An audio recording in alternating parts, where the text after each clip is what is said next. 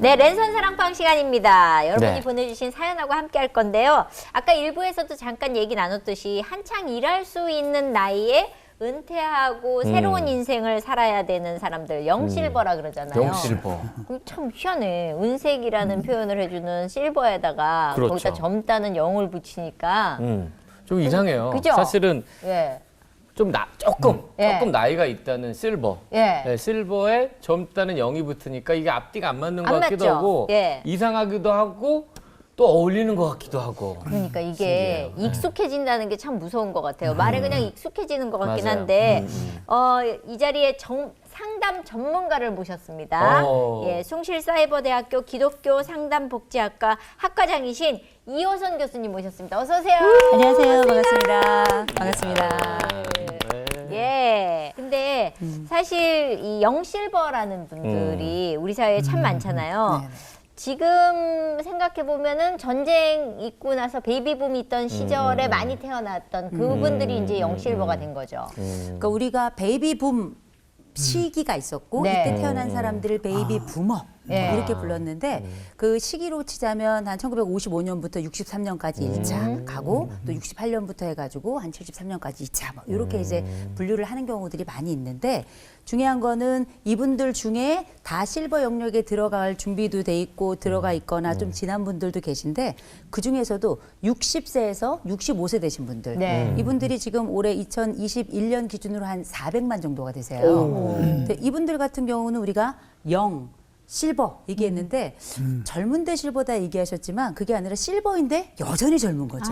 그렇게 생각하면 되네요. 그래서 제 표현으로 하자면 이런 분들을 액티브 시니어다. 그만큼 활동적이고 그리고 우리가 가지고 있는 그냥 나이 들매 존재가 아니라 거기서 새로운 선배 역할까지 해내는 시대의 선배 역할까지 해내는 이런 분들을 우리가 합쳐서 액티브 시니어라고 하고 그분들 중에서도 젊은 층에 속한 분들을 영실버다 이렇게 표현을 할 텐데 영실버들 같은 경우에는 영 실버 같지 않죠.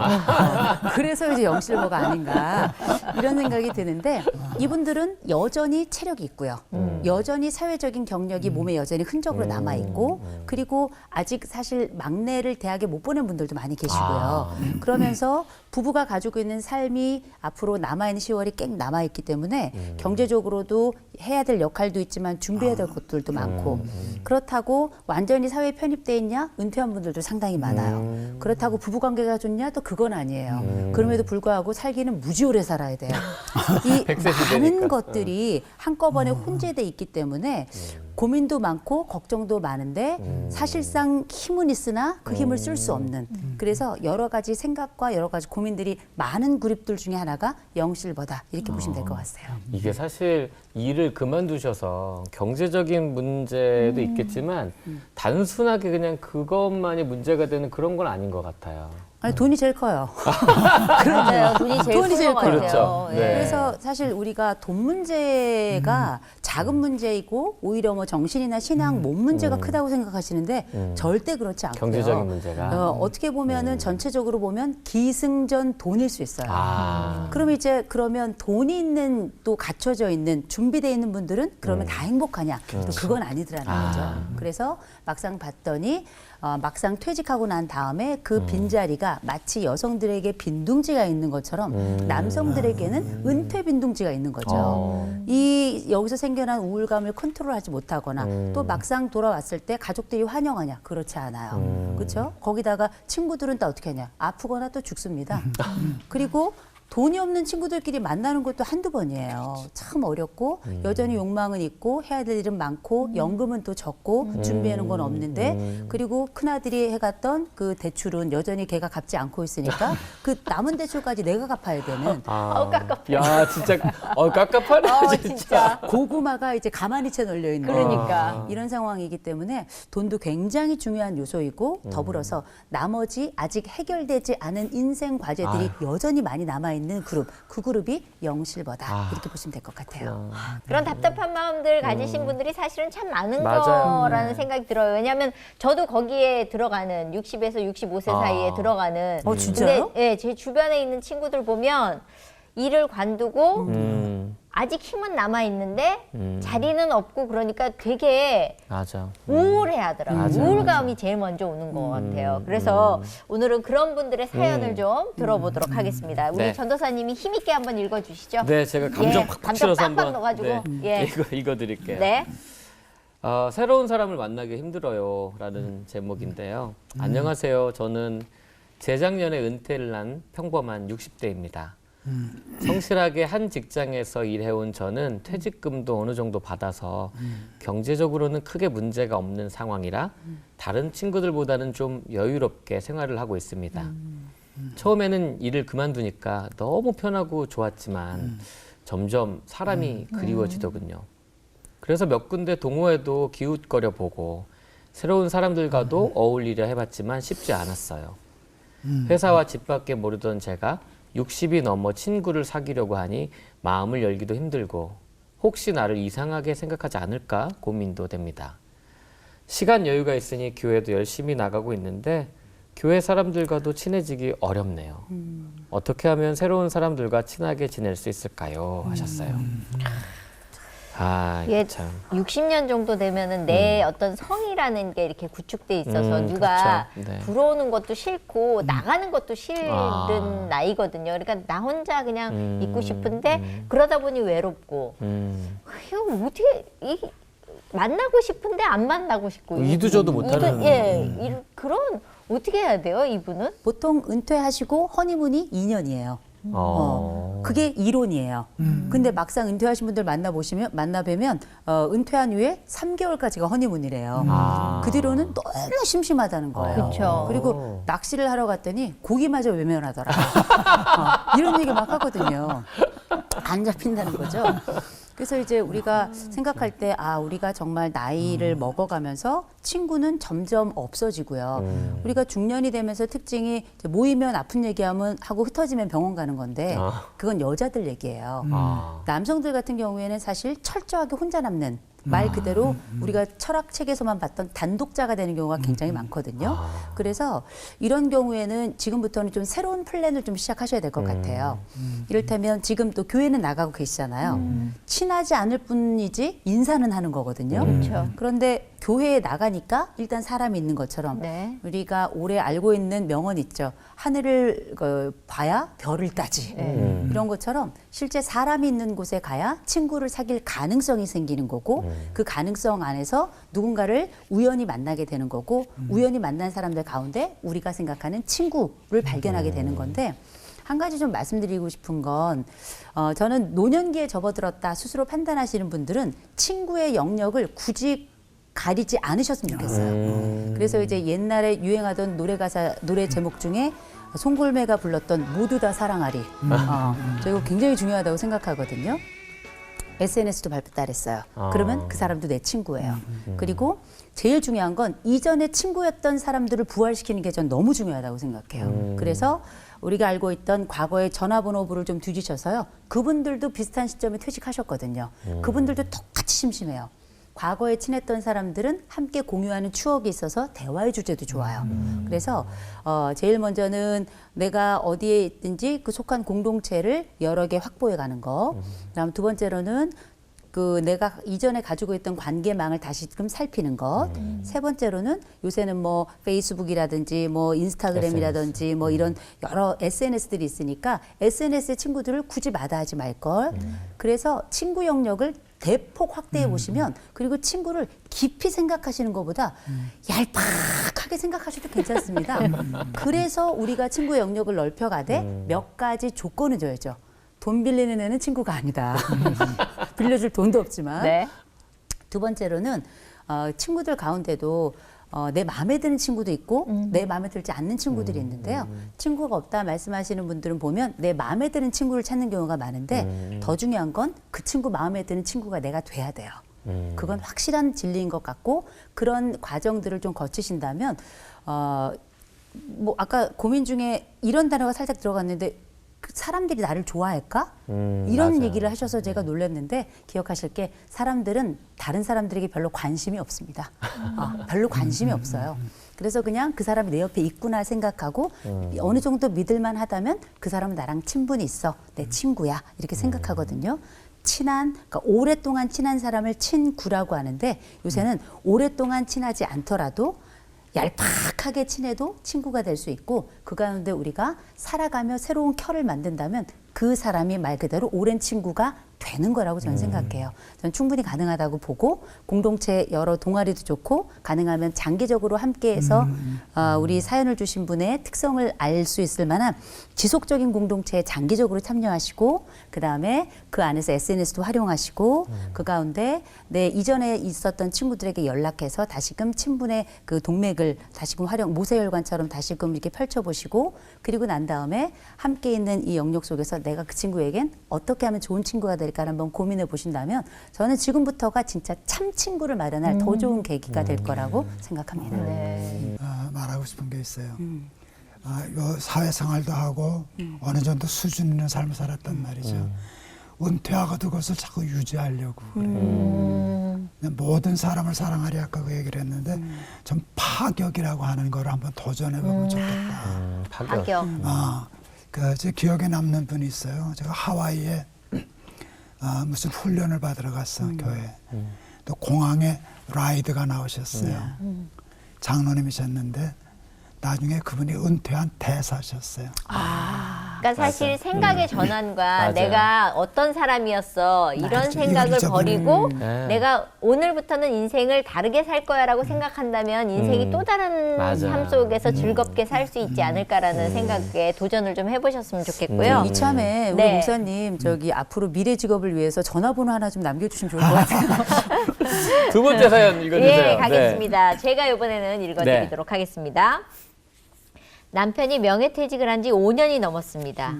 그런데 퇴직 이후 전혀 외출이 없고 집에만 있어서 제가 너무 답답합니다. 그럴 수 있겠다. 읽는 저도 답답합니다. 다행히 올해부터는 교회에서 진행 중인 전교인 성경 읽기 일독 대회에 참여하고 있지만 좋다. 그것뿐입니다. 어떡해. 웃으면 안 되는데. 제발 다른 일로도 좀 바깥 출입을 했으면 하는 바람이 있네요. 어디 나가 일해서 돈을 벌어오라는 것도 아니고 가끔 한 번씩 나가서 운동 삼으라는 건데 그거를 밤에는 뭘 하는지 방에 틀어박혀 있고 낮에는 잠만 잡니다. 밤에 꼬시락거리니까 이제 낮이 졸린 거예요. 그렇지, 그렇지. 예. 밤낮이 바뀌어 있으니 지켜보는 제가 너무 힘듭니다. 참. 어떡해. 남편을 더 이해하고 사랑하고 품어야 하는데 정말 많이 힘드네요. 남편은 당뇨 고혈압이 있는 저 기저질환이라는 환자라서 운동도 꼭 해야 난 읽으면서 이렇게 답답할 때는 어떻게 해야 우리 남편 같아. 너무 읽는데 웃긴데, 이거. 너무 답답해가지고. 아니 이거 네. 사춘기 학생 같지 않으세요? 낮밤 바뀌고 집 방에만 있으시고 말 안 듣고. 그러니까 왜냐면은 아침에 일어나서 같이 밥 먹어 그런데 자는 거잖아요. 그렇죠. 근데 네. 보통 애들 깨우면 아침잠 되게 많아가지고 깨우기 그렇죠, 힘든 것처럼 그렇죠. 똑같은 거잖아요. 그러네요. 그런데다 애들은 나가기라도 하지. 나가지도 않으죠. 나가지도 않아. 어떻게 해요? 어떻게 해야 돼 이럴 때는? 제가 요 문제를 풀면 노벨 네. 평화상을 받게 되지 않을까 이런 생각은 좀 드는데요. 전국에 은퇴한 상황에 머물러 있는 남성들은 대부분 경험한 일이거나 경험하고 있는 일을 거라고 맞아요. 생각해요. 근데 그렇게 하고 싶어서가 아니라 갈 데가 없어요. 할 일이 없고요. 부르는 사람도 없어요. 돈도 없고. 이게 돈도 없고요. 그렇지, 그렇지. 그 나가면 또 어디 나가서 물어봐요 또. 그러니까 이게 남성들이 가지고 있는 말하지 못하는 고뇌고 욕 먹으면서도 변할 수 없는 환경이기도 하거든요. 그래서 저는 남편의 자발성이 떨어진다 하더라도 사람에게는 다 선한 의지가 있고 또 기독교인인데다가 말씀 안에서 또 주어진 건 또 하고 계시잖아요. 그렇다면 이번 코로나가 조금 잠잠해지거든. 또 코로나 시국이라 하더라도 사실 이전에 남편이 했던 일이 어떤 것이든 그거를 바탕으로 혹은 남편의 장점을 바탕으로 아내가 먼저 관련된 봉사를 시작하시는 것도 저는 정말 좋다고 생각해요. 이제 이런 말씀이 어떻게 들리실지 모르겠는데 제가 주기적으로 하는 봉사 중에는 중증 장애 시설, 생활 시설이 있거든요. 거기는 장애를 가지고 계신 분들이 신체 장애도 있고 물론 정신 장애도 있고 그렇긴 합니다만 전체적으로는 찾아오는 사람들이 거의 없어요. 머리 감겨줄 사람도 없어요. 그런데 봉사자들도 최근에는 이게 쉽지 않은 상태라서 할 수만 있다면 온라인 상에서도 할 수만 있다면 오프라인 상에서도 가서 봉사할 수 있는 기회가 굉장히 많은데 놀랍게 사회생활을 오래 했던 분들 중에 봉사를 통해서 자기를 새롭게 발견하는 분들이 굉장히 많아요. 저는 그거야말로 갱년이라고 생각하거든요. 그래서 그게 꼭 봉사의 차원만으로 한정이 되는 건 아니고 또 어떤 특정 시설만에 한정되는 건 아닙니다만 우리 사연을 주신 아내께서 너무 답답해 하시니까 가능하시다면 남편의 성향을 누구보다 잘 아시니 그 남편의 성향에 맞추어서 활동을 하되 먼저 아내가 먼저 움직여서 그 기쁨을 경험하고 옆에서 끊임없이 간접 경험을 하도록 해주고요. 귀로 듣고 상상하도록 해서 그 다음에 한 번쯤은 남편의 장점, 남편의 주특기로 가서 거기에 가서 봉사하게 해서 그 맛을 보는 거죠. 우리가 은혜의 맛도 본자가 더 느끼고 싶잖아요. 그런 방식으로 활동의 촉매가 좀 될 수 있을 만한 환경을 좀 만들어 보는 게 어떨까라는 생각이 좀 들어요. 근데 사실 저는 이 남편분이 약간 공감되고 이해되는 부분이 있어요. 뭐냐면 가족을 포함한 인간관계도 되게 중요하지만 미래에 대한 불안감이 좀 있을 것 같은 거예요. 그러니까 세상이 너무 빠르게 변하잖아요. 이 트렌드가 너무 빠른데 지금 내가 나가면 너무 뒤처져 있는 것 같은 느낌인 거지. 세상 트렌드를 내가 따라가기도 어려울 것 같고 아니 나는 사실 스마트폰도 그냥 잘 이렇게 모르는 것 같고 뭔가 빠른 이 시대의 이 트렌드를 내가 따라갈 수 있을까 해서 안 나갈 수도 있고 그냥 혼자 정체됐을 거기에 것 같은 머물러 거죠. 있기도 예. 하고. 그러니까 저는 그런 생각이 드는 게 은퇴를 당했다라고 생각하는 거예요. 그렇죠. 네, 맞아. 난 아직 더 일할 일할 수 수 있는데 그러니까 가족에게도 나는 여기 이 가족에게 쓸모없는 사람이야. 돈을 못 벌으니까 이렇게 주눅 들어 있다고 생각을 하니까 제가 아까 읽으면서 화냈던 거 없었던 걸로 할게요. 왜냐하면 남편의 맞아요. 입장에 한번 돼보니까 충분히 이해가 되기는 하거든요. 그렇죠. 사실 이 0실버가 되면은 생각지도 못한 사실은 스마트폰 하나에도 주눅이 들 때가 맞아요. 있어요. 그런 거 그럼요. 없으세요? 왜 애들한테 야 이거 어떻게 해야 돼? 엄마 그것도 몰라 그러면 그렇지, 맞아. 나 이것도 못하는 나이가 됐구나라 그래서 주눅이 들거든요. 네. 그러니 맞아. 예. 이게 이제 지금 유지원 사님 얘기할 때 중요한 단어가 나오더라고. 못 따라가거든. 예. 그럼 못 따라가는 걸 왜 따라가? 어. 거꾸로 뛰지. 그 따라가면 진다고. 지니까 주눅 드는 거거든. 예. 나라면 거꾸로 뛸 거야. 반대로. 그러니까 앞으로 달려가는 사람들이 놓치는 것들이 있다고. 그러니까 남이 보지 못하는 시장들이 있는데 사람들은 너무 시야가 좁아. 그거 없으면 다 죽은 줄 알고 인생 끝난 줄 알고 그러는데 그거는 못 쫓아가. 나이도 그렇고 돈도 없고 맞아요. 저것도 한데 쫓아가려니까 못하니까 그냥 이러고 있는 거거든. 쟤네들이 못하는 거, 젊은이들이 못하는 거, 돈 욕심내는 사람들이 못하는 시장을 찾아서 내 길을. 내 길을 찾아가면서 신나하는 거야. 너 이거 못하지. 아, 그래 너는 좋다. 이거 못하지. 좋다. 너무 좋다. 너 이런 거 난 이거 못하지. 해. 맞아. 분명한 건 요새 저 같은 경우도 익혀서 잘하는 것도 좋지만 휴대폰이 비싸잖아요. 뭐 잘못 누르면 뭐 망가질까 봐. 그리고 얼마 전에 저도 태블릿 PC를 하나 받았는데 이게 이렇게 뭐 이렇게 해야 되더라고요. 그렇죠. 손이 미끄러워서 되질 않아. 이게 이제 현실적으로 두려움도 생겨나고 이 오작동을 또 많이 할 것에 대한 두려움이 생겨나니까 아예 손을 못 대는 경우가 굉장히 많아서 목사님 말씀하신 것처럼 주눅이 들고 그래서 우리가 새로운 영역을 여는 게 굉장히 중요한데 만약에 저한테 너 같으면 어떻게 하겠느냐 이렇게 만약에 물어보신다면 어차피 못하는 건 배워가면서 할 수밖에 없어요. 그래서 저는 이게 사실 청년들하고의 굉장히 긴밀한 관계가 되게 중요하다고 생각하는데 자녀가 있다면 사실 우리가 남성들이 제일 하지 않는 것 중에 하나가 길 물어보는 거잖아요. 절대 내비게이션 보지 않고 끝까지 가다가 아내한테 욕먹고 막 이런 거잖아요. 근데 그런 그 감각 하나를 내려놓는 게 되게 중요한 것 같아요. 이제는 질문의 시대가 시작이 됐다고 보고요. 그리고 옛날에 우리가 알고 있던 그 부장님과 사장님의 노하우는 이제 거의 끝났어요. 맞아. 끝났기 때문에 그렇죠. 지금은 그 노하우를 어떻게 해야 되냐면 요새 리트로가 되게 유명하잖아요. 옛날 거 다시 살려가지고 확 꽃피우는 거. 그래가지고 디스코도 막 다시 요새 막 나오고 그러잖아요. 근데 그건 바로 뭐냐. 얘네들도 젊은 세대들도 과거의 것에 관심이 있는 것처럼 내 아버지의 주춤거리는 그 중년과 노년의 삶을 보고 있어요. 보고 있는데 그때 내 아버지가 낼 수 있는 가장 최고 좋은 용기는 뭐냐면 애들에게 물어보는 거거든요. 맞아요. 근데 애들이 치사하고 더럽게 대답을 좀 안 해서 그렇지. 그럴 때 우리가 해야 되는 게 사실은 땡큐. 고맙다 말하고 야 너 어떻게 이렇게 잘하냐 기꺼이 칭찬해주고 그러니까 이런 요소들이 어떻게 보면 아내에게서 받았던 그 칭찬의 힘을 질문을 통해서 자녀에게 전달하는 이렇게 선순환의 구조를 만드는 게 되게 중요할 것 같고요. 그래서 과거에 성취의 삶이나 속도를 중심으로 살았던 삶이 이제는 환경이 바뀌었기 때문에 관계 중심으로 가고 질문 중심으로 가도록 이렇게 변화시켜 간다면 때로는 이게 새로운 신문물이라 하더라도 결국 외면하고 살 수만은 없는 거니까 그렇게 함께 조금 늦지만 그러나 내 것도 가지고 함께 물어가며 그렇게 삶을 같이 영위하는 게 어떨까 싶은 생각이 좀 듭니다. 사실 하나님 보시기에 우리는 영실버는 애기죠. 그럼요. 하나님처럼 오래 사신 분은 안 계시잖아요. 그럼요.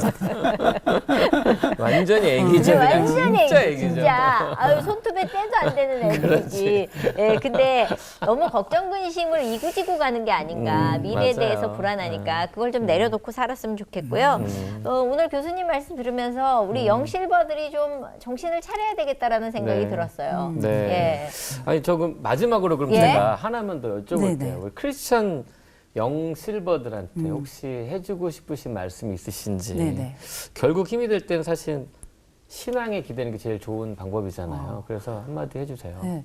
아니 영실버란 말이 너무 좋은 것 같아요. 영이 실버예요. 아, 그래요? 우리의 맞아요. 영이. 아. 이게 우리가 이제 나이 들매 그 흰머리가 면류관인 이유는 지혜를 상징한다라고 볼 수 있을 텐데 우리가 가지고 있는 지혜가 헛된 것만은 아니거든요. 지혜 중에 가장 좋은 지혜는 기다림의 지혜하고 위로의 지혜라고 저는 생각을 하는데 기다림의 지혜와 위로의 지혜야말로 세월의 켜 속에서만 발견할 수 있는 영감이고 아름다움이기 때문에 어쩌면 영실버이기 때문에 할 수 있는 바로 그 역할은 뭐냐면 지금부터 나는 우리가 영적 케어를 거의 받지 않아요. 영적 케어를. 그러면 내가 서 있는 자리에서 우리가 알고 있는 정체성에 대해서 고민을 하잖아요. 나 이제 중년에서 노년으로 넘어갈 거야. 그리고 넘어가는 그 시점을 우리가 보통 다니엘 레빈슨이라는 사람에 의하면 전환기라고 표현하거든요. 특별히 60에서 65세 같은 경우에는 어떤 나이냐면 실제 내가 중년에서 노년으로 넘어가는 마치 가을에서 겨울로 넘어갈 때 그 환절기처럼. 근데 이 환절기를 잘 지내면 사실 나머지 시기를 아주 건강하게 산다는 거예요. 면역이 잘 형성이 돼서. 인생의 전환기도 60에서 65세가 그때 이 전환기를 잘 지내면 그 이후의 삶이 너무너무 좋다는 거예요. 그때 우리가 점검할 우리가 흔히 말하는 노후 준비를 보통은 경제적인 준비, 신체 준비, 관계 준비, 뭐 사회적 준비 이런 얘기를 많이 하시는데 많은 사람들이 빼놓고 있는 것 중에 하나가 영적 준비거든요. 노년의 영은 청년의 영과 같을까? 전 그렇게 생각하지 않아요.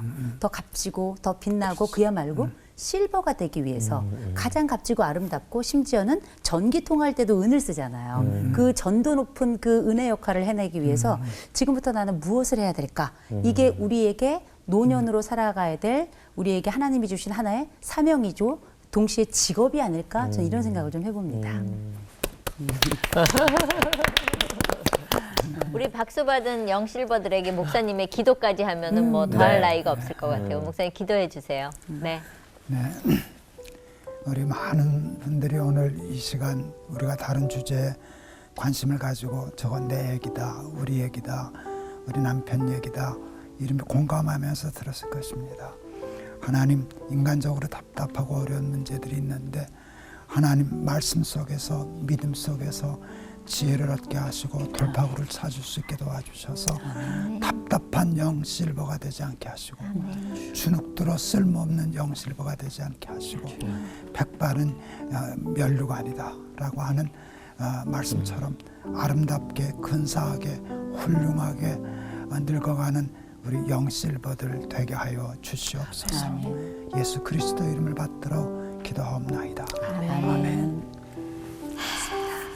우리 박사님 너무 잘한다. 오늘 시간이 너무 짧은 네, 것 같아요. 맞아요. 그죠? 네. 더 얘기 듣고 싶었는데 동병상련이라는 말이 있잖아요. 고민이 있으시면은 저희 기막힌 초대에 같이 나눠서 좀 덜어드릴 수 있는 그런 시간이 됐으면 좋겠고요. 네. 그러다 보면 또 치유가 되지 않나 이런 생각이 듭니다. 네.